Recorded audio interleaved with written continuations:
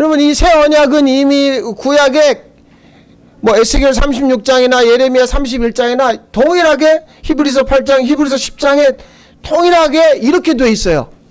그러니까 10계명은 돌판에 썼잖아요.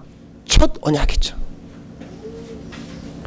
호렙산에서 받은 첫 언약은 돌판에 썼어요. 그런데 그 가나안 땅 건너가기 전에 모압 땅에서 모세가 이 설교를 마지막 설교를 하는 거예요. 첫 언약과 달리 두 번째 언약이 이제 임할 것이다. 그 두 번째 언약은 여기 보니까 너희들 마음판에 쓰여질 것이다. 어떻게 쓰여지냔 말이에요. 그럼 교회 그리스도가 머리 되어 주심으로 우리를 그분 안에 데리고 들어가서 그 머리 되어 주신 그분의 마음이 우리에게 허락되어지는 거죠. 그러니까 아까 우리가 불렀던 찬양입니다만 오랜 세월 찾아서 내가 머리 되어서 우리가 계속 어떤 싸움을 해요? 머리 싸움 하는 거죠.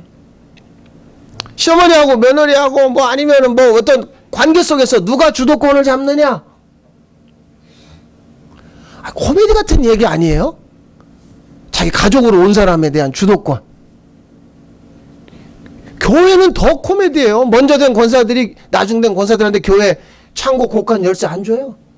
난 직접 봤어요. 제정신이죠.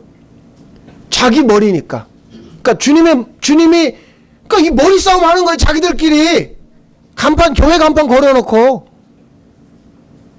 예?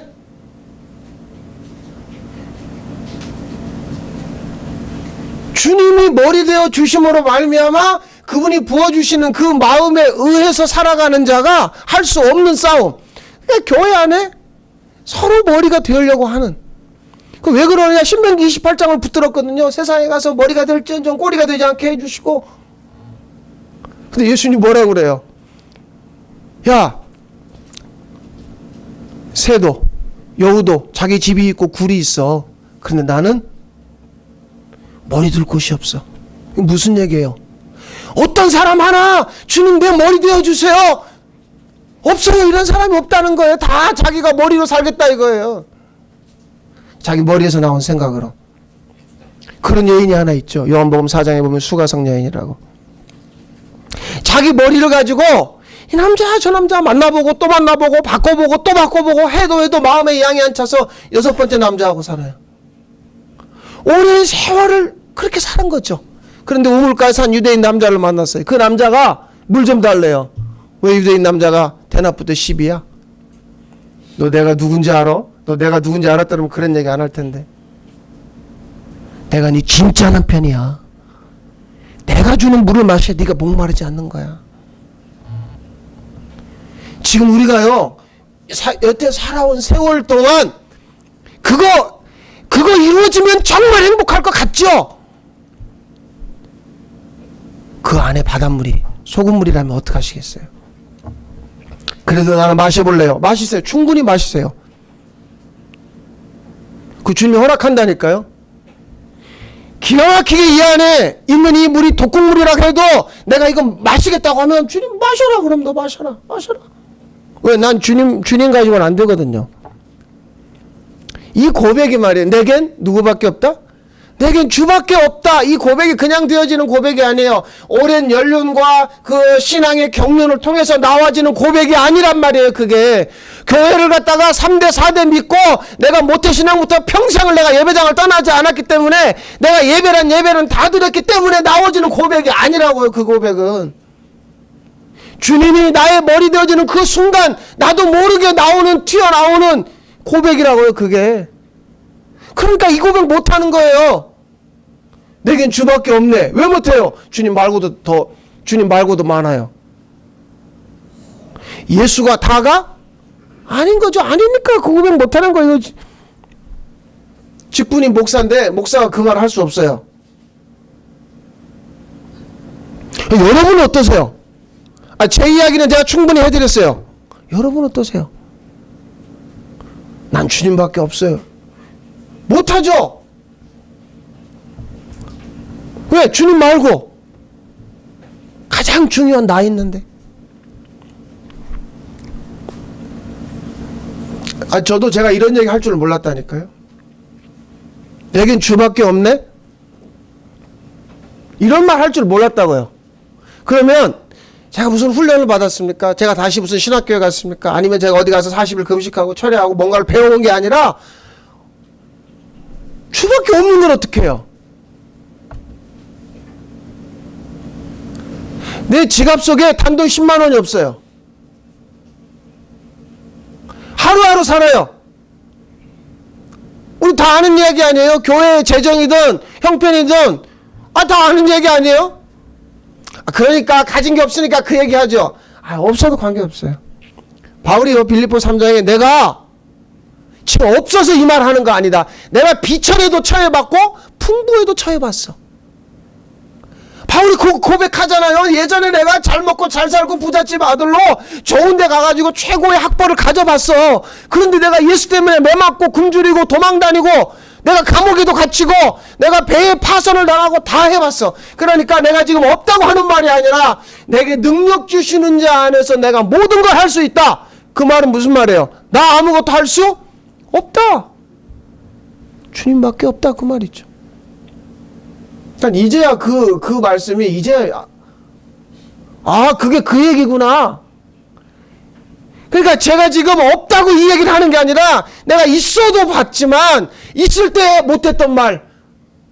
그런데 없어지니까 할 수 있다. 그게 아니라 있고 없음과 무관하게 내가 있어도 만약에 주님이 전부라면 그 말 할 수 있죠.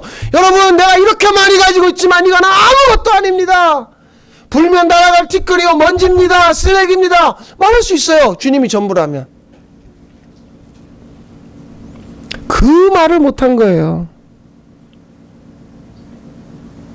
빌립보서 3장 8절에 내가 모든 걸 잃어버리고 나의 전부 되신 예수를 얻었다. 그 예수를 얻었다는 게 뭘까요? 자, 이게 지난주 주일 오후에 나눴던 말씀이에요. 도대체 다 잃어버리고 그리스도를 얻었다는 게 뭘까? 일단 그리스도 얻은 건 분명해요. 그러니까 얻었다는 게 내가 잃어버렸기 때문에 얻은 게 아니라 그분이 잃어버리게 했고 그분이 나의 머리 되어서 그냥 받아라 나를 통째로. 그래서 그냥 나는 받고 말 어떤 결정권이 없어요. 내게는 그냥 그분이 확 덮어버리니까 마리아에게 성령의 능력으로 마리아를 덮어버리니까 임신이 되잖아요. 마리아가 무슨 그냥 정결하게 준비를 하고 처녀로서 최고의 몸을 가지고 있으니까 무슨 성령의 힘 그런 거 아니잖아요. 그냥 그분이 오셔서 덮어버리는 거잖아요. 그냥 그 예수가 나한테 와서 나에게 임해버리니까 내가 그냥 그리스도를 얻었다 그 말 하는 것밖에 없죠. 그런데 말이에요. 사도행전 3장 6절에 이런 내용이 나오더라고요. 베드로가 기도하다가 성전 미문에 앉아있는 안진뱅이를 보잖아요. 그 안진뱅이가 뭐라고 그래요? 나 은과 금은 없지만 나에게 있는 게 있다. 예수의 이름. 그러니까 예수를 얻었다는 건 뭐예요? 예수의 이름이 그에게 주어졌다는 거예요. 사용할 수 있는 그 이름을 가진 자. 예수를 얻었다는 건 그 예수가 전부 된다는 건 그 이름을 얻은 자. 우리에게 허락하신 게 예수의 이름이에요. 그 이름이 죄사하고 그 이름이 기도고 그 이름이 복음이고 그 이름에서 능력이 나오는 거죠. 그러니까 예수의 이름으로 일어나 하고 일으켰어요. 사람들이 우와. 베드로가 뭐라 그래요? 왜 우리가 한 것처럼 우리 개인의 경건과 권능으로 한 것처럼 왜 우리를 주목하느냐? 너희가 죽이고 아버지가 살린 예수가 했다. 이 기가 막힌 내용 아니에요? 왜 나를 봐? 내가 한 거 아니야. 그러니까 이건 누가 할 수 있는 거냐면 예수를 얻은 자. 그러니까 그 얻은 자가 뭘 줄 수 있어요? 예수의 이름을 줄 수 있는 거죠. 그 자가 거듭난 자입니다. 성령으로 매이지 않는 자죠. 거듭난 자는 내가 다시 나를 낳은 게 아니라 십자가에서 내가 잉태되었다니까요. 시편 51편에 다윗이 고백합니다. 모친이 죄 중에 나를 잉태했다. 우리의 존재는 원래 죄 가운데 잉태되었지만 거듭남이라고 하는 건 십자가에서 다시 잉태가 되고 그 십자가에서 피 흘림으로 예수님의 피가 쏟아지면서 거기서 내가 나온 거예요. 해산이죠. 그러니까 십자가의 죽음은 해산의 고통인 거예요. 교회를, 그리스도의 신부를 낳기 위한 그분의 피 흘림이죠.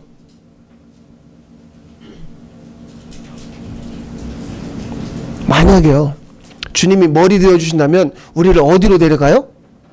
십자가로 데려가죠. 거기서 내가 얼마나 흉측한 죄인지를 다 보여준다니까요. 나도 나를 보기 싫어하는 막 절규를 하는, 절망을 하는 내가 저런 사람이야? 거기서 미쳐버린다고요. 거기서 다른 말 안 나와요. 내겐 주밖에 없네. 나 이제 어떡해요? 빌어먹자니 부끄럽고 노동을 하자니 힘이 없다는 청지기의 고백처럼 나 이제 어떡해요? 나 이제 어떡해요? 거기서 나가 나오는 거예요. 내 어미가 나를 낳다가 나 살리려고 나를 낳고 당신은 죽어버린 그 십자가. 어떡하실 거예요? 거기서 나를 보여주는 거예요. 네? 그분은 죽었어요. 나를 낳다가. 물과 피를 쏟아내고 죽었다고요. 내가 철이 들 때쯤 누군가 동네 친척이 와서 얘기해 주는 거예요. 넌 고아가 아니야. 원래 네 엄마가 너를 낳다가 죽었어.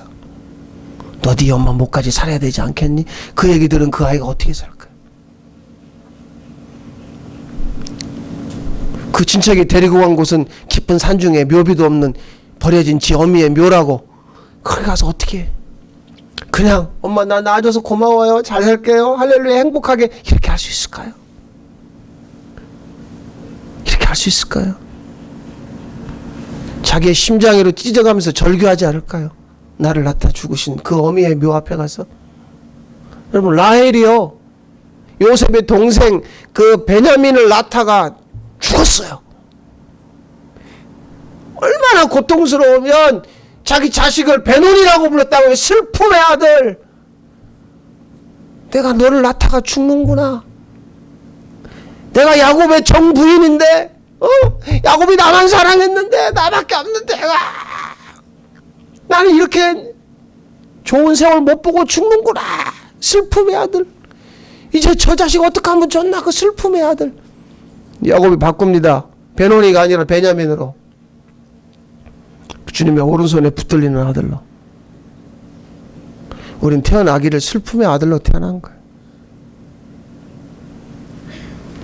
그럼 그래서 출애굽의 목적은, 자, 주보 뒷면 보겠습니다.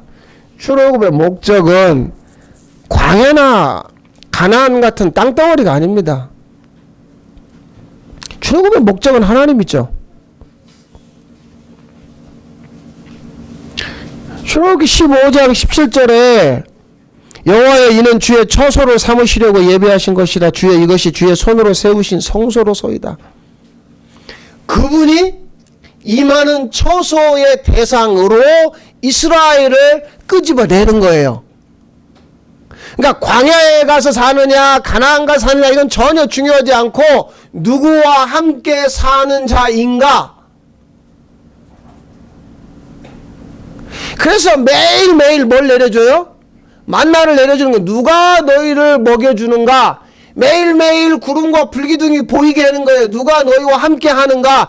그래서 그 성막에 텐트 쳐놓고 그 성막의 존재는 뭐냐면 우리 자신을 주의 성소로, 하나님이 임하시는 성전으로 보여주시기 위한. 근데 애굽에 있으면 안 돼요. 거기서는 생존 싸움을 하죠. 그래 나와가지고 광야에서 뭐라고 그래요? 툭하면 뭐 달래요? 거기서 먹던 거 달래요. 이건 생존 싸움이죠. 주님이 나의 처소가 되면 영적 싸움이 시작되는 거죠. 이건 생존 경쟁이 아닙니다. 자, 이제 선택해야 돼요. 내겐 주밖에 없네, 이 고백이냐, 아니면 주님 말고도 더 있느냐. 이 싸움 하는 것, 이게 영적인 싸움이에요. 마귀하고의 싸움을 왜 우리가 합니까? 주님이 이미 뭐라 그래? 십자가에서 뭐라 그래? 다 이루었다. 내가 볼지어다. 내가 이겼다 말이에요. 내가 이겼다 세상을. 주님이 이미 이겨놓은 싸움이라니까. 이 싸움은 주님이 이긴 싸움을 우리가 믿음으로 취하는 거죠. 내가 싸우는 게 아니라. 그런데 내 안에 무슨 얘기예요? 다 굶어 죽어도 나는 살아야 돼요. 그래서 그 상가 주인이 부도났는데 나는 한 달 전에 빠져나와가지고 다행히 보증금 건졌어요 말하는 이 싸움은 생존 싸움이지 영적 싸움이 아니라고요. 그 배에 다 빠져 죽었는데 우리 아이만 살아났어요. 할렐루야 주님이 하셨어요. 이런 말도 안 되는 이야기가 간증으로 떠돌아다닌다고요. 여러분 그 얼마나 애국적인, 세게 말하면 미신이라고요. 미신. 주님과 함께 사는 자, 바다에 빠져 죽던, 인도네시아에서 싱가포르 가던 에어아시아 비행기에 선교사님 한 분 타셨죠. 30대 초반의 젊은 선교사님. 제가 전에 있던 그 여수의 그 교회 옆에 교회예요. 잘 알죠. 일반대 순천대 나와가지고 뭐 캄보디아인가 그쪽에서 한동안 선교하다가 인도네시아로 가신 지 얼마 안 됐어요. 비자 문제 해결하려고. 그리고 부모님 모시고 이제 뭐 다음 달인가 애기 돌잔치도 하고 어떻게 그렇게 하려고. 근데 죽었어요. 자, 인터넷 댓글이 뭐라고 달렸어요? 너희 하나님은 그것도 못 살리는 신이냐? 아니 그러면 하나님이 살아계신다면 그 비행기 타지 말고 다음 비행기 타게 해야지, 이런 얘기죠. 그런데 우리 이런 얘기 많이 들었다고요. 내가 그 버스를 타려고 했는데 왠지 주님이 내 마음에 다음 버스 타야지 안 탔대요. 그런데 그 버스가 가다가 산에 굴러서 다 죽었대요. 내가 이런 얘기 간증으로 들어본 적이 있거든요. 비행기를 타고 가다가 비행기가 폭파하든지 추락하든지 어떻게 떨어져 죽든지 아니면 배가 좌초돼서 다 빠져 죽든지 관계없어요. 왜요? 내겐 누구밖에 없으니까. 주님밖에 없으니까. 우리가 가지고 있는 이성과 논리는 예수 믿으면 무병장수하고 천년 만년 사는 거죠. 어디에서요? 이 땅에서. 그런데 예수님의 제자 중에 온전히 죽은 사람이 있어요? 초대교회 때 지금까지 순교한 사람들이 순교라는 말이 붙여졌을 때는 어떻게 죽었는지 아시죠? 그들이 원한 순교가 아니에요. 그냥 주님이 머리 되어지니까 주님이 이끄시는 대로 가서 하는 거죠. 살다 보니 그렇게 되어진 거죠. 나는 아프리카에 가서 오늘도 보건기도 신문에 나와 있지만 신년 예배 드리는데 폭탄이 테러해가지고 다 죽었어요. 그러니까 나는 그럼 간단한 얘기예요. 올해 연말에 저 이집트나 아프리카로 가세요. 그러면 거기서 예배 드리다가 죽으면 우리 한국인 한 명 죽었다고 딱 여기 순교란에 나오겠죠. 이렇게 되어지는 순교가 아니라 주님이 머리 되어서 부어주시는 마음으로 끌려서 살다 보니까 거기에 나의 마지막 순간이 있으면 믿음으로 받는 거죠. 근데 우리는 아니에요. 그럼 여기서 사는 거예요, 이렇게. 근데 이렇게 사는 건 뭘까? 여기서 정말 이 고백하기가 저 열방에 가서요 순교하는 것보다 못지않게 어려운 고백이에요. 여기서 왜 이 풍요로움 속에서 나 먹고 살 만큼 된 이 상황 속에서 자식도 있고 의지할 거 있고 많은 상황 속에서 내겐 주밖에 없네. 이게 가능한 얘기일 것 같아요? 제정신으로? 불가능한 얘기예요. 여기서의 순교는 내겐 주밖에 없네요. 근데 이게 우리의 노력과 연습과 훈련으로 되어지는 얘기 아닙니다. 100번, 1000번 이 찬양 불러보세요. 되는지. 안 되는 이야기예요. 안 되는 이야기예요. 민수기 14장에 보니까 이스라엘이 정탐하고 돌아왔어요. 두 사람은 주님이 약속하신 땅이니까 가자. 나머지 10명은 무슨 소리냐. 땅은 좋고 기름지고 엄청나게 참 풍요로운 땅이더라마는 가봤더니 그 사람들 키가 거인이고 우린 메뚜기다. 틀렸다. 안 된다. 하나님 듣고 기가 막힌 얘기를 해요. 좋다. 내가 너희들이 나한테 지금 말한 거 내가 들은 대로 해줄게. 너희들 40일 정탐했지? 하루를 1년으로 쳐가지고 40년 여기 살아라. 그리고 너희는 다 죽어야 돼. 모세와 여호수아와 갈렙 빼놓고는. 그 얘기를 들으니까 이스라엘이 갑자기 무슨 짓 하는 줄 아세요? 우리가 잘못했습니다. 이제라도 가겠습니다. 그래가지고 막 짐 싸가지고 막 올라가서 전쟁하러 가가지고 거기서 져요. 근데 모세가 가지 마라고 그러거든요. 왜 가지 마라고 그러는가? 하나님이 함께 하시지 않으니까. 내가 잘못했어요. 이제라도 어떻게 잘해볼게요. No. 하나님이 함께 하시자는 전쟁, 함께 하시지 않는 전쟁에 우리끼리. 자, 여기서 왜 우리끼리 뛰어나가요? 들은 게 있거든요.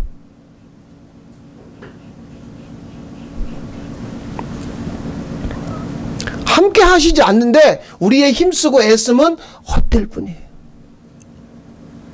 좀 바람 빠진 얘기 같지만 제가 말씀드립니다.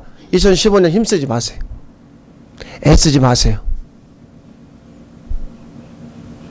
잘못하면 헛될 뿐이에요. 하나님 함께 하시지도 않는데 머리 좋은 사람 여럿이 모여가지고 짜지 마세요.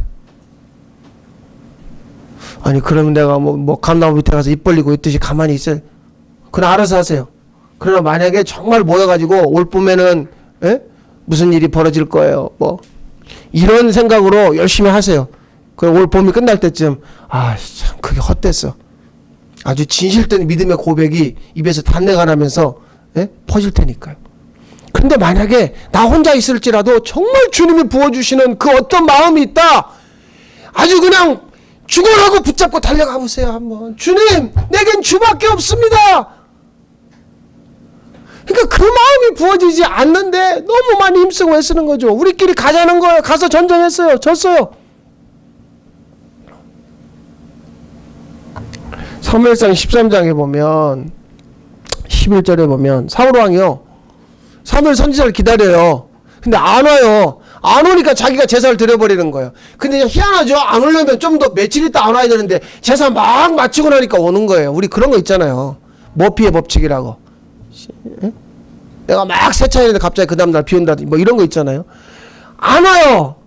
그래서 했어요. 그런데 왔어요. 그러니까 사무엘이 와가지고 노발대발 하면서 당신 제정신이냐, 왜 이런 짓 했느냐. 제가 이렇게 한 건 이유가 있습니다. 당신은 빨리 안 오시고 사람들이 내게서 떠나가니까. 누구 붙잡으려고 한 거예요? 사람 붙잡으려고 한 거예요. 사람. 열왕기상 11장 1절에 보면요, 솔로몬 왕에 대한 그 앞에 11장 앞에는 솔로몬이 성전도 건축하고 자기 궁전도 건축하고 잘 먹고 잘 살고 열심히 충성하고 뭔가 하는 것처럼 보이는데 11장 거기서부터 뭐가 시작되느냐. 자기 아버지 다윗이 그랬거든요. 너 외국 여자하고 결혼하지 마. 그 여자들이 너의 마음을 돌이킬 거야. 그런데 1000명의 여자를 데려와요. 그 여자들이 솔로몬 왕의 마음을 돌려놔요.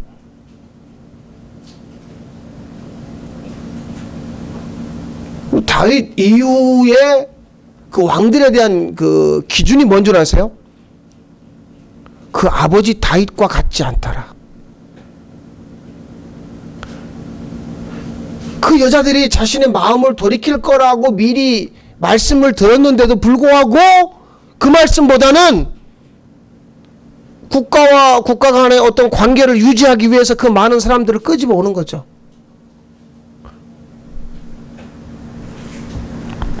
그래서 솔로몬은 많은 사람과 함께 살았죠. 여러분, 새언약 일꾼이라는 건 다른 거 아닙니다. 나와 함께 하시는 하나님에 대한 그 마음의 눈이 떠지는 거죠. 무엇으로 떠질까요? 자, 말씀 찾아서 한번 보겠습니다. 에베소서 3장 보겠습니다. 무엇으로 떠질까요? 17절, 18절, 1장, 죄송합니다. 1장 17절, 18절 보겠습니다. 에베소서 1장 17절, 18절 말씀 같이 읽겠습니다. 우리 주 예수 그리스도의 하나님, 영광의 아버지께서 지혜와 계시의 영을 너희에게 주사 하나님을 알게 하시고 너희 마음의 눈을 밝히사 그의 부르심의 소망이 무엇이며 성도 안에서 그 기업의 영광의 풍성함이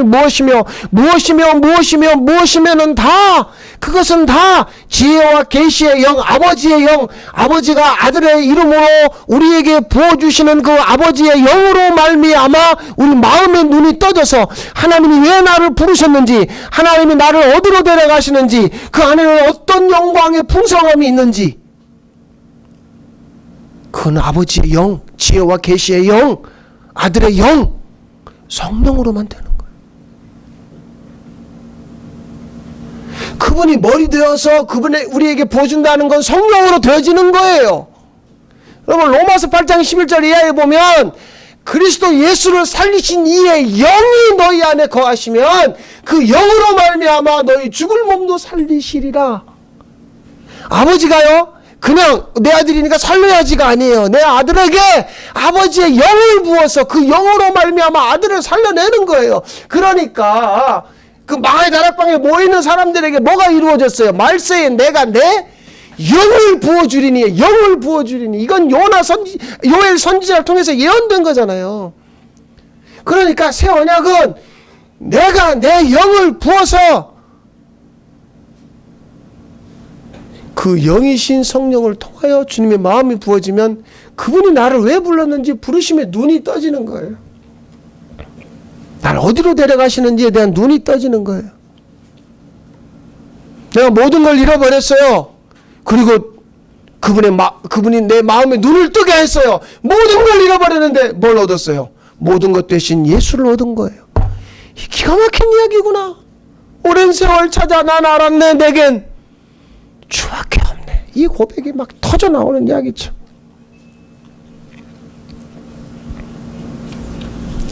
새 언약 일꾼으로 주님이 우리를 부르셨습니다. 우리에겐 주님밖에 없습니다. 십자가에서 잉태하고 피 흘려 해산하신, 그래서 그분의 영으로 말미암아 매 순간 우리를 이끌어 가실 것에 대한 소망과 기대가 그분에게만 있습니다. 여러분 이 새 언약의 일꾼, 이 일꾼으로 부르신 그 주님이 여러분의 전부이십니다. 기도하겠습니다. 이 모든 일을 이루신 주님을 찬양합니다. 주님만 영광 받아 주옵소서.